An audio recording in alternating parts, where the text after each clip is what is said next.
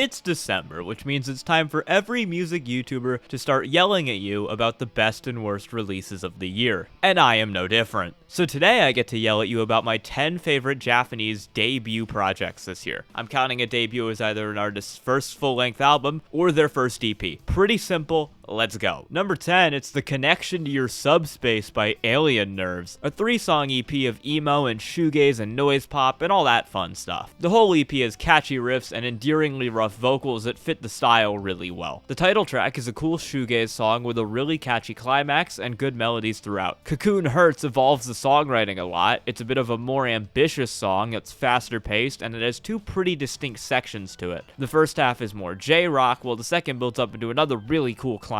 And the last one is Misaki Oversteps, which is easily the most pop thing here. It's also my favorite on the EP though, because the ending bit is ridiculously catchy and has caused me to loop this song a ton throughout the year. It's good stuff. Number 9 is Build by Suu, or S-U-U, I don't know. This is a bedroom pop record that has a lot of kind of off-kilter J-pop songs. My favorite's easily the second track, Kaguya, which is honestly one of my favorite J-pop songs of the year. The melodies in every bit of this track are amazing. It's got a really cool synth line, and the vocal one in the chorus would kill in a mainstream pop song. I value cool melodies really highly in music, which will come up again later, and this just pushes all the right buttons in my brain. Aoi's really cool as well. It's got a slick start-stop instrumental and more really catchy singing, and I think if you cleaned up the vocals a bit on Kozuto, you could probably put it in as an anime ending somewhere. All over this record, there's a lot of really good pop songwriting. There's a lot of analogies to J-pop and its tropes here, but it takes them and kind of adapts them into this more lo-fi relaxed style, and it really works. A lot of J-pop right now is very hyperactive and just constantly going, and it's fun to see a more chilled out version of those styles. It's a good start to this project, and I hope they can build on it. I promise I won't make any more jokes like that. And number 8, the first record I've actually talked about on this channel this year, Music World by ALY. This was actually one of the earliest videos on Japanese music I made back when I was working and in school and putting up 2 videos a week somehow, which means I didn't really know what I was doing yet, and I was going quick, and I didn't realize that Sparkle on this album is a Tatsuro Yamashita cover, and I just completely missed that. And that has been the one thing about my channel that has haunted me the most ever since. So, sorry, I put a lot more work into these videos now. Regardless, that video is still pretty decent if you want to watch it, and I stand by pretty much all the points I made in it. It's an inconsistent album with some really high highs, but also a couple really low lows. For highs, there's Lost in Paradise, the Jujutsu Kaisen theme. It's an evergreen popular song, everyone loves it, it's super groovy and fun, and it makes you feel like the coolest person alive. And then the 3 songs right after it are all terrible. Luckily, it does pick back up towards the end though, throwing out bangers like Climax Bullets, a spy movie inspired song with some really cool drums, and Mellow Cruise, which has a super good chorus, a 6 sax solo, and is probably the most fun song on this album. This is an album that really appeals to me just because of how fun it is. This is one of those records that you can tell they were having a blast making it,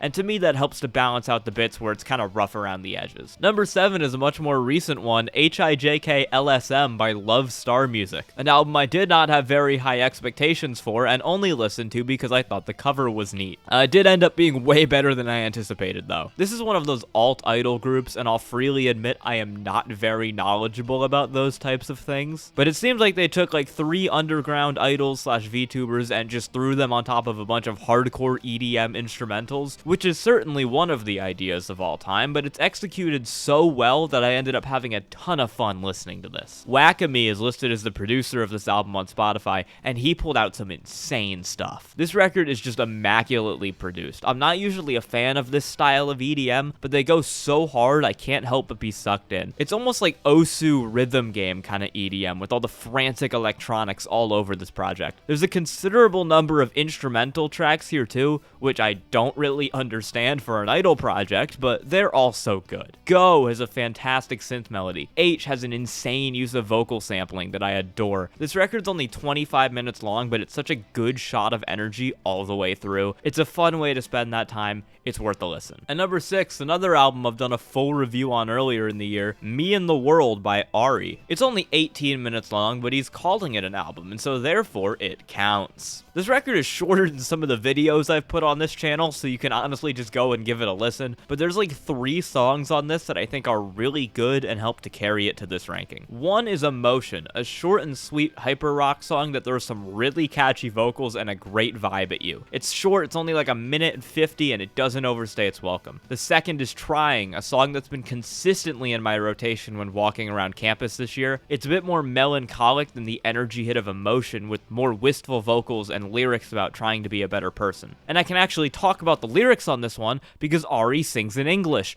Woo! And the third great song is Summertime, which is a lot more of a dream pop atmosphere that eventually builds into a bit of a shoegazy chorus, and then it's all topped off really nicely by a good feature from Nobuki. He's got a really cool voice and it complements the instrumental super well. And like, this thing is so short that those three great songs are basically half the record. And the rest of it is pretty solid, with other tracks like Naked Feels being plenty enjoyable. Good stuff. Entering the top 5 now, we get back to emo on Aoni's debut, Aonisai. If I am mispronouncing that band name, I apologize. Aoni came to my attention from their 2022 EP Happy End, and I feel like Aonisai is a more polished version of the energetic emo sound that they hit on with that one, as well as taking a bit more from J-rock and power pop along the way. There's a couple big standout tracks here. The first is Field, which is one that ends up taking more from J-rock than emo. It's got a really nice soaring J-rock chorus with a catchy vocal melody put on top of it. There's also Blue, which is driven along by a thumping drum beat and escalating riffs. It's a bit moodier than other songs as well, harkening back to the band's emo roots. If you're a sucker for that like full emo sound though, my favorite song here is Glider, which sees a catchy chorus thrown on top of a very reverby emo instrumental. It's another super energetic song, and it's the best song that I've heard from Aoni. And like, there's definitely standout tracks here,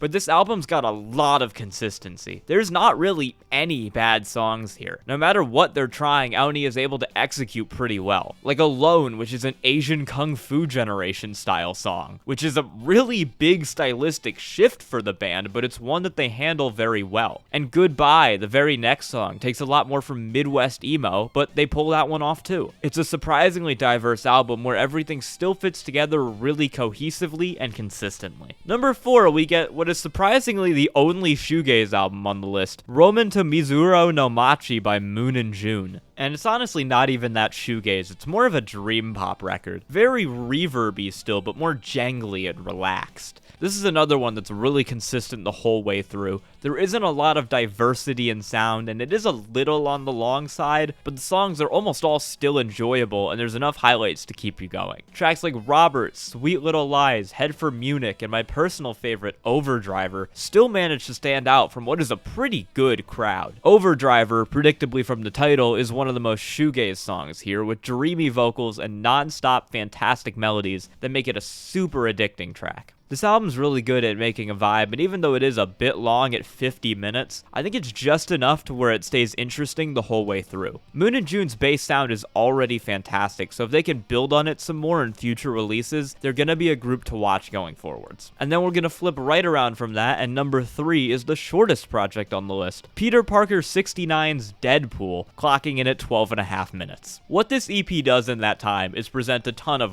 really cool ideas, and while it doesn't always expand on them, when they do, it's like mind-blowing. There's 3 full meaty songs here, Flight to Mumbai, Fall Boy, and Deadpool. And Flight to Mumbai is only prevented from being my number 1 song of 2023 because they dropped it as a single in like February 2022. I absolutely love this song. It's a short 2.5 minute pop song that wastes no time in giving amazingly catchy pop melodies over a trap beat that would sound more at place in a bittersweet rap song than this kind of pop track. This thing is ridiculously addicting, it's immaculately produced, the music video is fun, I love it. Fall Boy shows more insanely good melodies, which is really this group's core strength. The instrumentals may be a bit all over the place, and it took a little for this one to really connect with me, but when it did, I fell in love with it. I did these guys for a weird band names video as well, and I thought Fall Boy was kind of fine, but then after the video I kept listening, and I listened some more, and eventually I realized that it's actually really good. And then the title track, Deadpool, is probably the best produced instrumental on the EP, with again, more insanely standout hooks and melodies. Even outside of those 3 tracks, the other quickies showcase a lot of ideas and potential. Loloi has a really sick drop that I wish went on for longer. Tours Part 2 is honestly the second best thing on this EP, with more crazy melodies. This thing has more good melodies than almost any full-length J-pop album I've heard in years, and it shoves them into 12 minutes. And we've established I really love good melodies, so it's not a surprise that this ends up at number 3 for me. If they can build on this, they're gonna be special. I'm not sure how mainstream J-pop artists haven't gotten on these two yet and tried to figure out the secret to it. It's crazy. Number 2, it's a very recent album from another group I had in a weird band names video, the bercedes menz. I actually found them because of that video, and I pretty much instantly fell in love. A couple weeks after that video went up, this album came out, and it's fantastic. It picks up right where they left off with 2022's Bulldoze EP and their recent single, In Out. It's a fast, noisy garage rock album that's a treat to listen to. This came out the day before Thanksgiving and I had a 3-hour drive, so I figured I'd just put this one on for a bit in my car, and even on my terrible, awful, bad Hyundai car stereo, this thing ripped. So I got to my parents' house for Thanksgiving and I put it on my earbuds immediately, and it still ripped. And then once I got back up here, I got my good headphones out, I put it on again, and it was just even better. This album goes a bit more into J-rock territory than some of their previous work, which is visible on tracks like Canopy, one that feels like the garage equivalent of one of those super polished Pelican fan club songs. There's bits where they range into post-hardcore as well, like on Garden, and those songs are just as good. That one has a bouncy beat that keeps the song feeling light and super excitable. I also really love Reminiscence, which is doing more of a rap rock thing. Verses get traded over a comparatively relaxed instrumental, topped off with a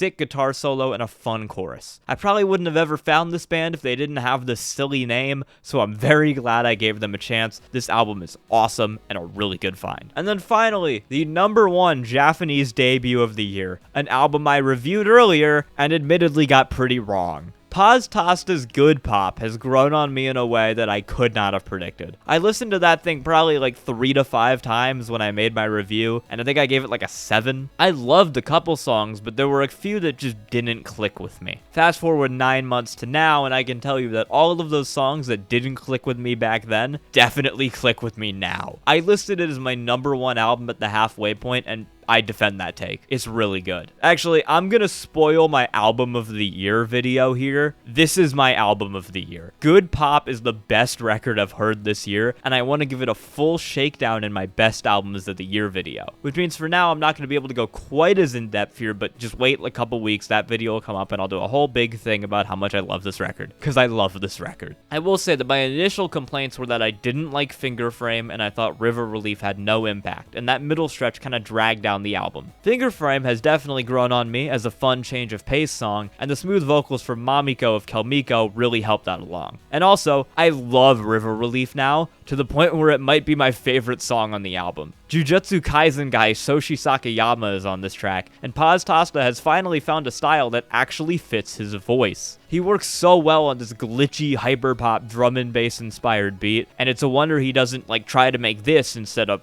folk music or whatever he does. This song is adventurous, it's constantly moving and evolving, and I love it. Even from the first listen though, there were a couple songs I did love. Tsunameri Smoke is a solid hyperpop banger featuring a cool verse from another rising artist, Quando. Peanut Phenomenon is maybe the single most deranged song I've heard all year, and Blank Benzo featuring Peter Parker 69 from a couple minutes ago is predictably really catchy with good melodies. Speaking of being catchy, there's also Turtle Thief, a song so catchy that I didn't listen to it for 2 months and I still had the melody stuck in my head. I couldn't figure out what it was from until I played back this album, realized it was Turtle Thief, and went, oh shit, and immediately fell in love with the song again. This thing is short, it's only 22 minutes long, but it's an ever rewarding blast of pure pop fun. I love this thing. Album of the year, TASTA. Good shit. So there's my top 10 debuts of the year. I think there's some really good and underrated artists on this list, and I think they're all worth a listen because there were a lot of good contenders this year. There's some really good albums I left off, and if you comment and ask me, I'll probably tell you what they were. Thank you so much for watching. Really, really appreciate it. You can like, comment, sub, everything YouTube wants me to tell you to do. Bye! Hey, Almy and editing here. I got this video 80% of the way done, and I decided to take a break from editing and listen to the new yuigot album, and it would have been top 5 on this list easily. So that's what I get for not making these videos